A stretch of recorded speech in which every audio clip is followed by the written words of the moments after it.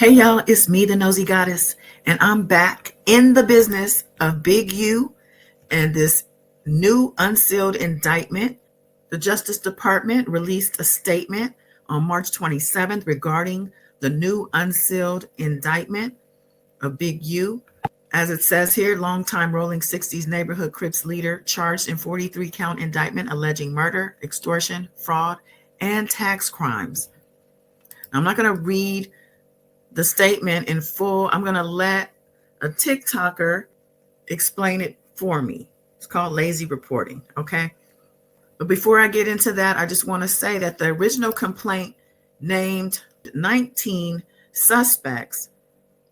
But when we get down to the actual official indictment that was just unsealed, we have 7. Eugene Henley Jr., aka Big U, Zahir Mitchell, aka Brick Baby, Termaine Williams, aka Loose Cannon, Sylvester Robinson, aka Vay, Frederick Blanton, Mark Martin Anthony, aka Bear Claw, Tiffany Hines, and Armani Aflege. According to Pacer, where the court documents are filed and held, most of these people have already bailed out and are on monitoring devices. Now let's get into this 3-part explanation of this indictment. The new official Big U indictment just dropped, and it's worse than you can imagine. All right, let's get straight into it. We already ran through the federal complaint, so now we're just locking in on the new info from the indictment. They've been on Big U since 2021, and this indictment, it covers everything. They're trying to paint Big U as a murderous extortionist, and they digging deep to back it up. Here's where it gets wild. They put heavy focus on his podcast, Checking In, especially the theme song. Snoop Dogg's on there rapping. If you don't check in, things gonna get ugly when you hit LA. And to the feds, that's all they needed. They're using that to push this whole extortion narrative and tie it back to Big U. Bottom line, the feds building a case off every angle, and they're using Big U's own brand to make their point. That's crazy. The theme song by itself, that's nothing. But when you put it next to everything else going on, it's a whole different story. The feds trying to paint Big U as an extortion kingpin that's been pressing businessmen and celebs for years. Bottom line, feds are taking every little piece and using it to fit their case. Big U's whole brand might end up backfiring on him. Now, this is where the internet gets Big U in trouble, because the fans will also include a video that Big U posted to his Instagram. Movie production in the hood. Yeah. That's how we do it, you know. Top flight, baby. Yeah. GB running this here movie set in the hood. Home out here. We coming out here, checking in with GB, getting his movies done. You better know it. You know what I mean? Anytime you want to do movies in the hood, just check it in. We can make sure it's done. Movies, videos. But if you don't check it in, Oh, well. Go check your ass out. we're gonna check you in, all right. We're gonna do it. We're gonna check in all of your equipment. We're gonna check in all of your equipment. Yo, this is wild. If you would have told Big U back in 2021 that what he was doing was illegal and the feds are going to be on his ass, he'd have looked at you like you were crazy. To him, it was just some IG stunt, something light. But fast forward to now, this looks ridiculous. Bro, why would you make yourself a target like that? Think about it. You basically out here admitting to extortion, and not just randoms. We're talking about legit businesses that have to get city permits just to film. So after they get all their paperwork straight with the government, they still got to check in and drop a bag to get the work done? Come on now, that's OD. Bottom line, Big U thought he was just flexing for the gram. But now, the feds are starting to connect the dots, and it's starting to look real ugly for him. This is crazy. The feds pulled out an itemized list of Big U's extortion moves, and this is just from one victim. We're talking actual dates, dollar amounts, and whether extortion was successful or just an attempt. But here's the wild part. That's just one victim. The feds got multiple lists just like this for other victims too. Now peep this. The list shows how deep this extortion game ran and how frequent it was. And bro, the video's still going and we still talking about one victim. According to the feds, Biggie was paying his bills off by squeezing business owners who wanted to operate in the community. For example, if somebody wanted to open a corner store in South Central, they had to tap in with Big U. Want to set up an ice cream truck for the kids? Same thing. Big U had to get his cut. And the feds, they say this went on for way too long, and now they're tired of it. They're looking to shut it all down, and Big U's at the center of it. What gets worse? That itemized list, that came from the owner of the dispensary that allegedly Big U and Loose Cannon robbed. This dude is listed in the report as a victim 1. So everything we just saw, all that came from one person. Now imagine, if Big U was hitting that one person that hard, imagine how many other people he was extorting. And that's just the extortion part. But wait, there's more. The feds are definitely not just stopping at the extortion part. They're digging into Big U's ventures, LLCs, and so-called nonprofits. They say this man wasn't just running a community organization. Big U was moving money from his nonprofits and his development funds into his personal accounts. He was taking donations and assets that were supposed to go for the community and using it on himself. They talking bank fraud, wire fraud, straight up fraud, just across the board. Bottom line, Big U wasn't just extorting businesses. He was flipping nonprofit money for personal gain. And now, the feds are putting it all on the table. On November 3rd, 2021, feds will allege that Big U transferred $15,000 from Developing Options bank account into his personal account. On March 28th, 2022, feds will claim that Big U transferred $10,000 from his nonprofit Developing Options into his personal account. December 19th, 2022, feds will claim that Big U transferred $5,000 from Developing Options into his personal bank account. It just keeps going. And according to the feds, they don't even think this is the 10th of the money that Big U embezzled. If you just scroll down, and if this is not a 10th of it, then you will count well over $200,000 of money that they claim Big U took for himself when it was supposed to go to the nonprofit. And they were also claiming that Big U secured a lot of donations from celebrities and athletes and other nonprofits through intimidation and extortion. Just like I told you guys in my previous video, the Fed slam dunk ain't even the murder case. It's the wire fraud, bank fraud, and embezzlement. The murder, I think they even got that one locked too.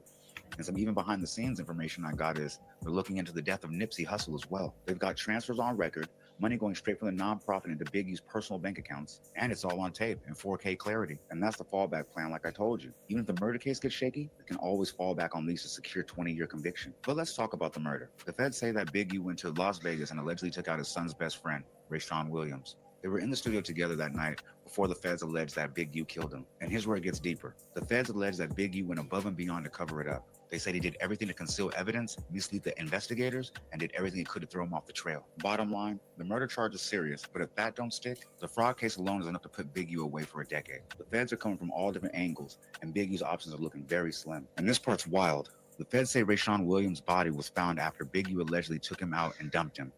They claim Big U and Rayshawn were in the car together, but here's the slick part. Big U's phone was either on airplane mode or completely off, so there was no data being transmitted. Now here's where it gets messy. After Big U found out that Nevada police were about to interview the studio producer from the night of the murder, he allegedly told the producer and all the employees to stay away from the studio that day. But that's not all. Big U didn't stop there. According to the feds, Big U sent some of his people, identified as DS and others under his Big U enterprise, to the studio. What did they do? They allegedly went in and wiped the security system clean. We're talking about removing security footage and deleting all the data from the night Big U, Rayshawn Williams, and another associate named Robinson were at the studio. Bottom line, the feds say Big U wasn't just trying to cover his tracks. He was orchestrating a full cleanup operation to make sure nobody could tie him to the scene. And if they can prove that, it's a wrap. Now, this is one of those things that's hard to process. The thought that Big U could take out his son's best friend, that's heavy. But when you start looking at text messages, records, and proof that Big U's people went all the way to Las Vegas to wipe out all the evidence and footage, you gotta ask, why go through all that if you're innocent? This ain't some misunderstanding. This was deliberate. Bottom line, when all that evidence stacks up, it's hard not to question what really happened that night. And the feds, they're already piecing it together. January 27th, 2 days after the murder, approximately at 10:03 p.m., KF, another associate from Big U Enterprises, called the Airbnb that Big U allegedly visited that Rayshawn Williams was staying at. Because according to the police, Big U and Rayshawn Williams left the studio, drove to the Airbnb, and the footage from the Airbnb showcased that Big U and Rayshawn Williams returned back to the Airbnb. Rayshawn Williams grabbed all of his stuff and they left. And that was the last time Rayshawn Williams was seen. So an associate of Big U, who booked the Airbnb for Rayshawn Williams, contacted the owner of the account that he used to book the Airbnb, and they instructed the owner of the Airbnb not to speak with law enforcement about Rayshawn Williams' murder. Now, I know these are still allegations, but this is straight nonsense. Picture this. You own an Airbnb, and then you get a phone call from one of your customers that stayed at your location for one night, and he says, yo, if the police call you and ask you anything about me, don't tell them nothing. What?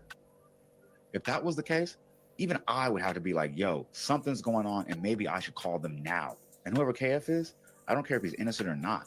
What was the end game? Did you really think some random Airbnb owner was going to see that message and be like, let me go ahead and risk my whole business for somebody to have no idea who they are? Now, come on. That's delusional. This ain't strategy. This is just dumb as hell. Yo, here's my final take on the situation. I just started digging into this Big U case, and man, every day it gets crazier. From extortion and fraud to murder allegations to cover-ups. I can't even imagine what the people of LA were going through at this time. But one thing's for sure, I'm gonna be here every step of the way to keep y'all tapped in. Shout out to Ice T World on TikTok for this breakdown. Before I go though, I want to tell you guys what kind of time Big U is facing. What type of time is he going to be on if he's convicted? He and his co-defendants. According to justice.gov, if convicted, Henley Robinson Martin would face a statutory maximum sentence of 20 years in federal prison for the racketeering conspiracy count. The bank fraud count is punishable by up to 30 years in federal prison. The Hobbs Act conspiracy, robbery, and extortion, and the wire fraud counts each carry a statutory maximum sentence of 20 years in federal prison. The Mann Act count and theft concerning programs receiving federal funds count each carry a penalty up to 10 years in federal prison. The tax evasion count carries a statutory maximum sentence of 5 years in federal prison, while the willful failure to pay, file a tax return count is punishable by up to 1 year's imprisonment. So add all of that up, you got at least 100 years that they're facing, and that would be life. And according to this site, the FBI's Los Angeles Metropolitan Task Force on Violent Gangs, IRS Criminal Investigation, the United States Department of Justice, Office of Inspector General, the Los Angeles Police Department, and the North Las Vegas Police Departments are investigating this matter. So they're not done digging. But it seems that they already have a whole lot of information. We recovered 49 weapons, 5 pounds of methamphetamines, 10,000 fentanyl pills, and large amounts of cash. The Rolling 16 Crips have been around for decades, and by some estimates are among the largest gangs in the country, with factions in multiple states. Mr. Henley has been a known member of the Rolling 16 Crips since the 1980s, where he established his reputation and earned standing with fellow gang members. He has been able to use that standing to intimidate businesses and individuals and to commit various forms of violence, including the alleged murder outlined by the U.S. Attorney. He's also been able to influence others to give him money, only to defraud his victims, including defrauding the U.S., the government, the city of Los Angeles, and you, the taxpayer. Before I close. And you, the taxpayer. You heard the man. So Big U has got a long ride with regard to this whole situation. Like I said, they're still investigating while he and his co-defendants are locked up, or while they're at home with their ankle monitors on and he's locked up because he is a flight risk. Their arraignment hearings are spread out in the month of April. I will come back with updates as they come in. So hopefully you have more clarity on what actual charges he's facing. There are 43 counts to the indictment. So there's a lot to it. And that's all I got for now. Like, share, subscribe. Let me know your thoughts. Till next time. Bye.